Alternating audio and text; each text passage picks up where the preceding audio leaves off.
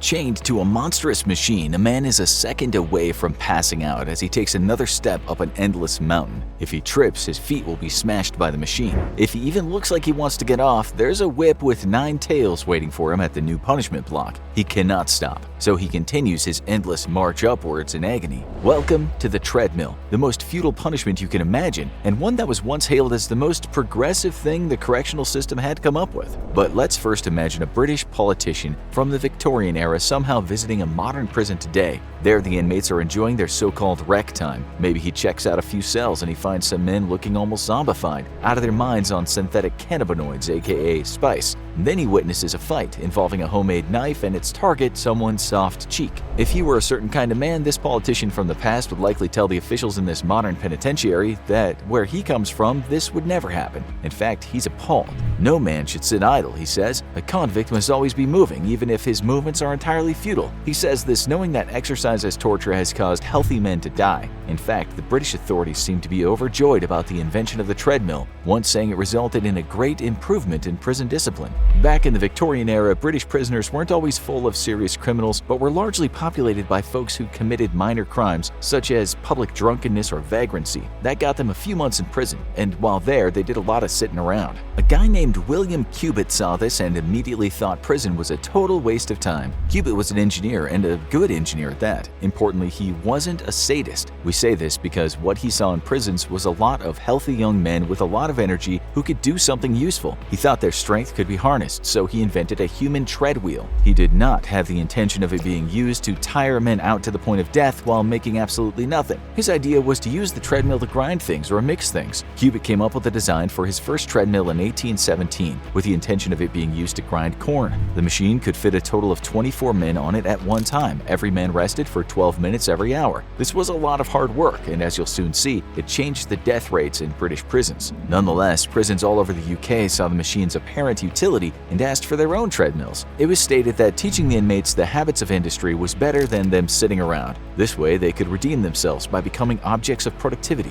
Soon, 44 prisons in the UK had treadmills, although not all of them were grinding agricultural produce. As time passed, men found themselves on the treadmills merely for the sake of them spending their energy. This was now a kind of torture. It became a sad joke that some of the treadmills were only for grinding the wind, meaning they were all a punishment and no industry. Some of the most brutal of these machines ended up not in Britain but on some of its colonies, where people were still being whipped, and according to one sketch made back then, being whipped as they walked on the treadmill. We'll come back to that soon. Even the prisoners who weren't actively grinding or mixing were still being punished in what the authorities said was a meaningful way. As per the Victorian ethos, prisoners had to atone for their sins, and what better way than walking on a wheel? According to the British Prison Act of 1865, anyone 16 or older could end up doing some serious hard time on the wheel. This, the authorities thought, would make people think twice about committing a crime. But as history has shown us, the more severe punishments don't necessarily mean less crime. Still, the deadly treadmill made many members of the British public happy. According to one historian, the exertion, combined with poor diets, often led to injury and illness, as well as rock-hard glutes. And that didn't stop penitentiaries all over Britain and the United States from buying the machines. In the US, it's said that the machines spread terror throughout the prison system when the idea was first imported from the UK. Back then, a prison guard in New York said the treadmill he saw really did stop the prisoners from acting up. The guard said that it was its monotonous steadiness and not its severity which constitutes the terror.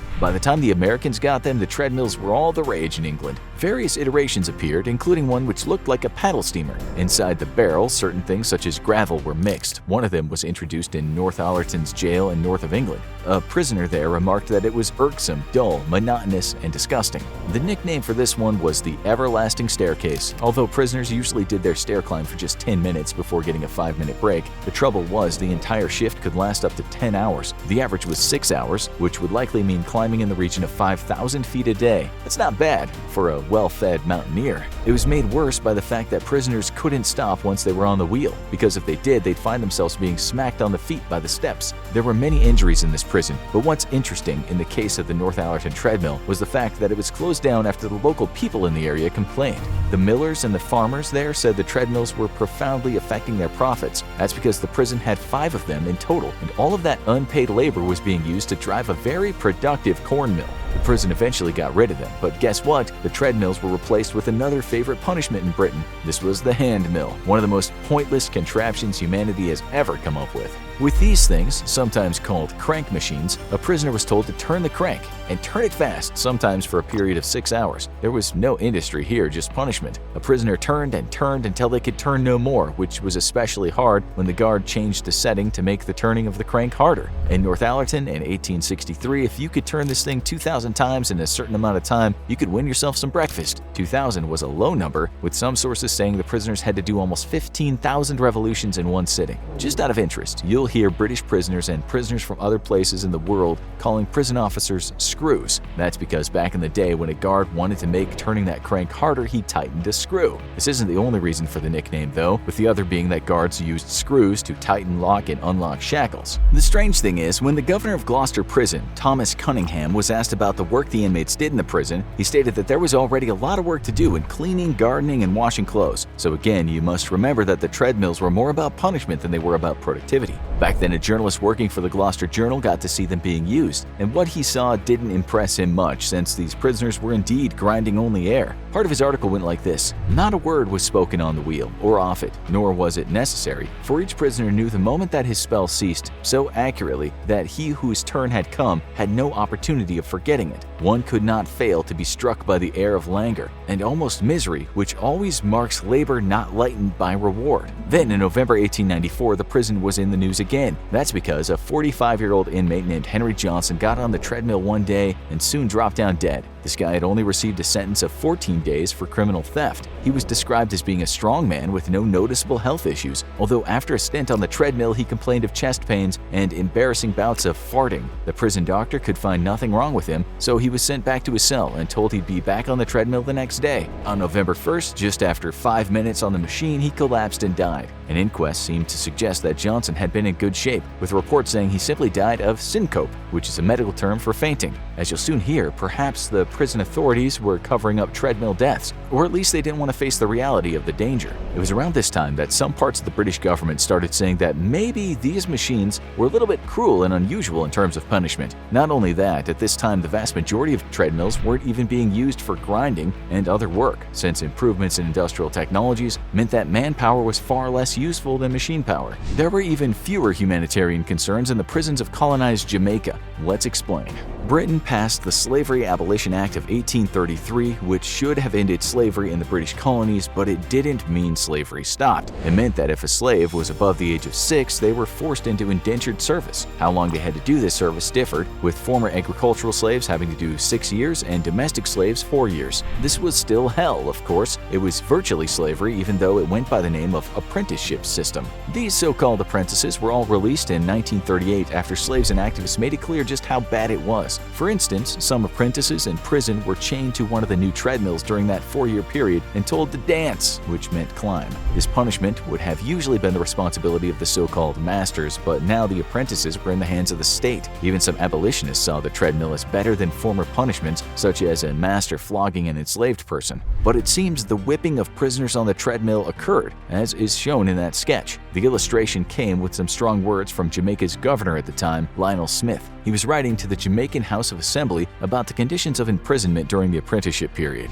He wrote, "The whipping of females, you were informed by me, officially was in practice, and I called upon you to make enactments to put an end to conduct so repugnant to humanity, and so contrary to law. So far from passing an act to prevent the recurrence of such cruelty, you have in no way expressed your disapprobation of it." Then on Sunday, April 8, 1888, the New York Times published a story about a Jamaican prison treadmill and a novel whipping machine that could be used if the prisoners refused to walk on it. The article features a journalist visiting the Jamaican prison. He explained, "We went across the big prison yard, and in the building on the opposite side, I had my first look at the treadmill." He said that every inmate in the prison had to spend his first 6 months on one of the machines. Making it sound almost positive, the writer said that 6 months is long enough to give the prisoner time for reflection and repentance and helps him or her to build leg muscles. But he did write that it must be heartbreaking to have to climb what he called an ever-revolving wheel. He said that when the wheel started, the prisoner had no choice but to climb. If they stopped, they would be injured. On this treadmill, the rule was 10 minutes on and 20 minutes off, but the off time meant standing and watching others climb.